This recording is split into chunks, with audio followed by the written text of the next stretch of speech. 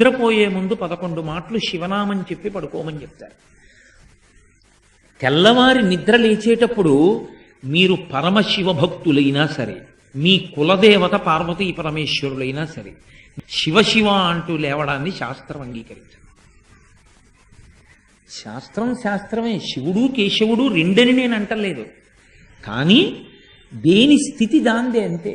నిద్ర లేచినప్పుడు మొట్టమొదట నోటి వెంట పైకి రావలసినటువంటి మాట ఏదో శాస్త్రమే నిర్ణయం చేసింది. ఇంకా వేరొక మాట ఏదీ నోటి వెంట రాకూడదు. మొట్టమొదట తెలివి రాగానే రావలసిన మాట ఒక్కటే, అది 3 మార్లు పలికి లేవాలి మనసం మించింది. శ్రీహరి శ్రీహరి శ్రీహరి అన్నారు. 3 మాటలు శ్రీహరి అన్న నామం చెప్పి మాత్రమే లేవవలసి ఉంటుంది. అంటే జాగృతి ప్రారంభమైంది, నిద్ర లేచాడంటే రక్షణ చెయ్యవలసినటువంటి వాడు శ్రీ మహావిష్ణువే.